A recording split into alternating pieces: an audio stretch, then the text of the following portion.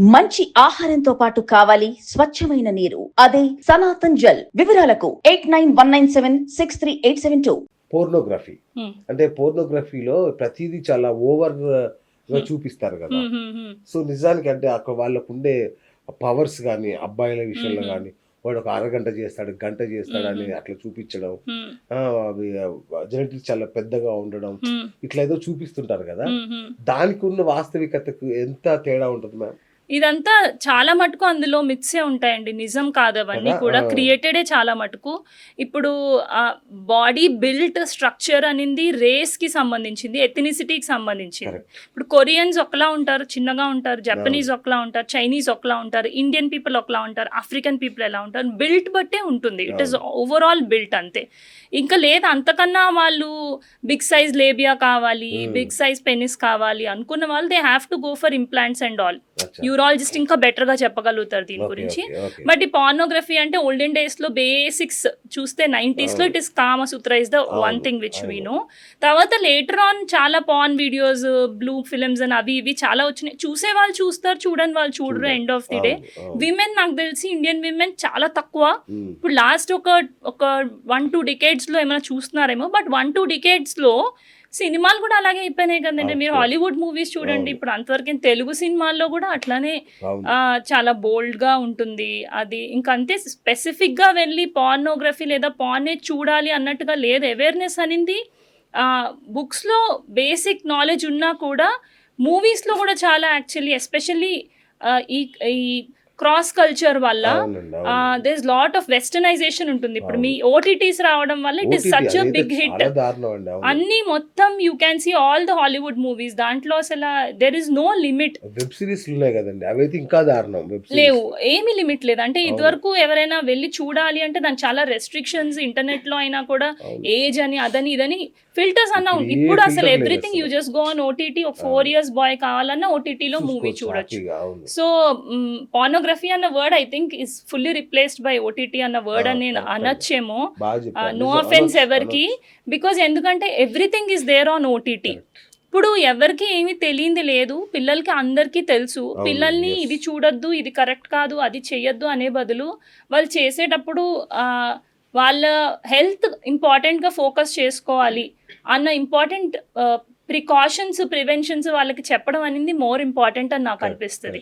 Because ఎందుకంటే judgemental అయిపోయి ఇది చేయొద్దు, అది చేయొద్దు, తప్పు అని వాళ్ళకి చెప్పినప్పుడు వాళ్ళు కన్సల్టేషన్స్కి రాకపోవడం వల్ల వాళ్ళు ప్రెగ్నెంట్ అయి రావడం, కాంట్రసెప్షన్ వాడకపోవడం, మళ్ళీ ఇల్లీగల్ అబార్షన్స్. ఇప్పుడు అబార్షన్స్ కూడా ఎంటీపీ అంటారు, మెడికల్ టర్మినేషన్ ఆఫ్ ప్రెగ్నెన్సీ. మన కంట్రీలో ఎందుకు ఇంత స్ట్రిక్ట్ అంటే ఫీమేల్ ఫిటిసైడ్, ప్రెగ్నెంట్లో అమ్మాయి అని తెలియగానే చంపేస్తున్నారని తెలిసి దానికి లా స్ట్రిక్ట్ ఉంది మనకి. ఇప్పుడు ఆ లా స్ట్రిక్ట్ ఉండడం వల్ల చాలా మంది, కొంతమంది గైనకాలజిస్టులు చెయ్యరు, కొంతమంది చేస్తారు. ఈ డిస్కషన్ ఎప్పుడు వచ్చినప్పుడు మా కజిన్ ఒక ఆయనతో మాట్లాడుతుంటే ఆయన ఇట్లా నేను చెయ్యట్లేదు అని ఎప్పుడో నా కెరియర్ స్టార్టింగ్లోనే అంటే ఆయన ఒక మాట అన్నారు. ఆ తర్వాత నుంచి నేను ఎంటీపీస్ చేస్తున్నా. ఏమన్నారంటే ఆయన, నువ్వు చేయట్లేదు, నువ్వు రిజిస్టర్డ్ ఎలిజిబుల్ డాక్టర్ అయిండు, నువ్వు చేయట్లేదంటే హారిక, వాళ్ళు ఇలా ఎంతోమంది రిజెక్ట్ చేస్తే భయపడి ఇల్లీగల్గా క్వాక్స్ దగ్గరికి వెళ్ళిపోతారు, వాళ్ళు ఇల్లీగల్ అబార్షన్స్ చేస్తారు, వాళ్ళ హెల్త్ ఎఫెక్ట్ అవుతుంది కదా.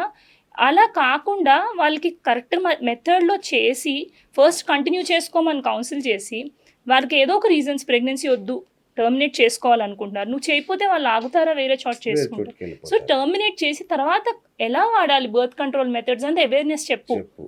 నిజంగా నాకు అది అనిపించింది. సో చెయ్యను అని అనుకోకూడదు.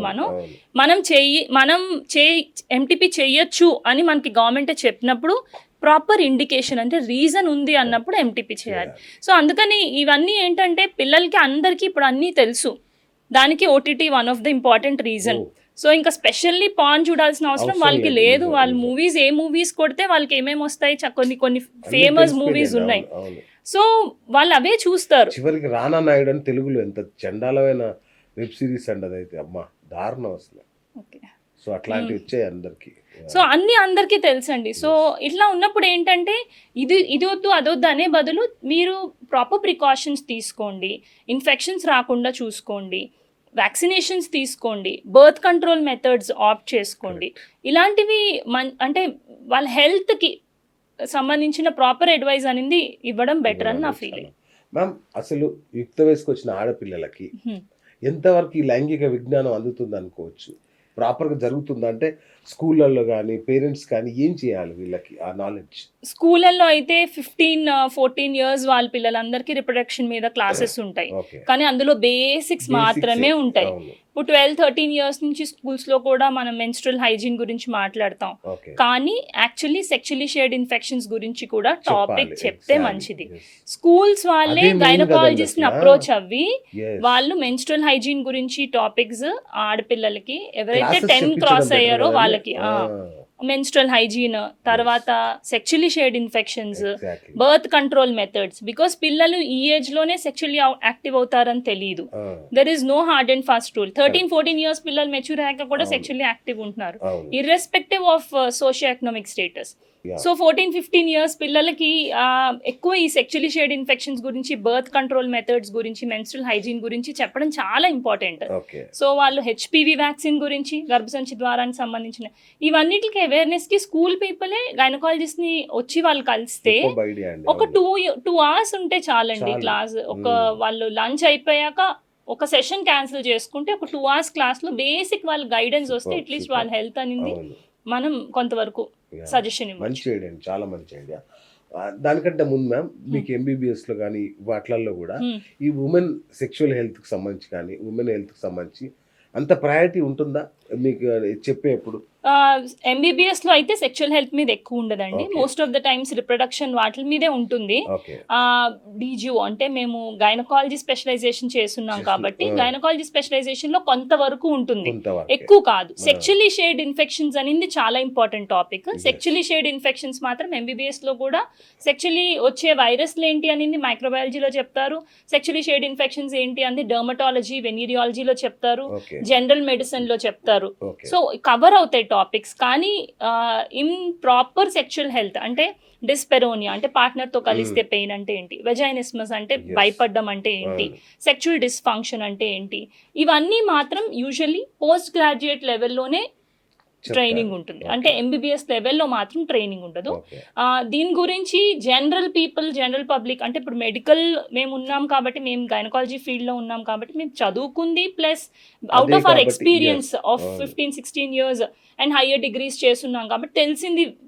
ఒకటైతే, తెలియని వాళ్ళు నాన్ మెడికల్ ప్రొఫెషన్ ఉన్న వాళ్ళకి సోర్స్ ఆఫ్ ఇదంతా నాలెడ్జ్ ఏంటి అంటే ఈ టీవీస్, Exactly. లేదా వాళ్ళ ఫ్రెండ్స్ తో డిస్కస్ Friends తో చేయడం, discuss లేదా చేయడం. గూగుల్ చేసుకోవడం, ఇట్లానే వాళ్ళకి తెలిసిందే వాళ్ళు కరెక్ట్ అనుకుంటారు. బికాజ్ వాళ్ళు చూసేది ఏది వ్యాలిడేటెడ్ ఇన్ఫర్మేషన్ కాదు, కాదు. ర్యాండమ్ గా చూస్తారు, ఇదే కరెక్ట్ అనుకుంటారు. ఇదే నేను మీకు ఎగ్జాంపుల్ లాస్ట్ టైం చెప్పాను కదా, పీరియడ్స్ 28 రోజులు ఉన్న వాళ్ళు మధ్యలో 14th డే రోజు ఎగ్ రిలీజ్ అవుతుంది, వాళ్ళు 20th డే రోజు పిల్ అని పిల్ వేసేసుకుంటారు.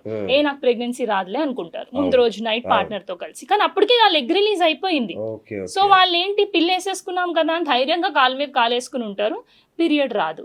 పీరియడ్ రాకపోతే స్ట్రెస్ వాళ్ళు అనుకుని ఇంకా వదిలేస్తారు. మనం పిల్ వాడాం కదా, 99% సక్సెస్ కదా, పిల్ది దాని మీద రాసుంది కదా, బట్ ఆల్రెడీ ఎగ్ రిలీజ్ అయిపోయింది. ఆ పిల్ 99% సక్సెస్ ఫస్ట్ 14 days మాత్రమే. ఓకే, సో అంటే మనకి పక్కన అమ్మాయిని అడుగుతుంది ఏం చేయాలి, ఏం వేసుకో అంటే పిల్ల వేసుకోవే నాకు పనిచేసింది అని చెప్తారు వాళ్ళు. అట్లా కాదు. సో మీరు ఏదైనా అవేర్నెస్ తక్కువ ఉన్నప్పుడు ప్రాపర్ మెడికల్ ప్రొఫెషనల్ని కలవాలి. ఎస్పెషల్లీ ఇలాంటి టాపిక్స్లో అన్నీ కూడా కంటికి కనిపించేదంతా అందులో ఇన్ఫర్మేషన్ అంతా ఈ గూగుల్ అనేది కొంతవరకు డ్యామేజ్ కూడా చేస్తుందని చెప్పొచ్చు. కొంతవరకు చాలా డ్యామేజ్ చేస్తుంది. బికాస్ పెయిన్ అన్న వెంటనే వాళ్ళ పెయిన్ కి 100 రీజన్స్ చూసుకుంటారు, అందులో వాళ్ళకి ఏ కంప్లైంట్ దగ్గరలో ఉందో ఇదిలే అనుకుని వదిలేస్తారు. కింద డేంజరస్ థింగ్స్ కూడా రీజన్స్ అయ్యి ఉండదు.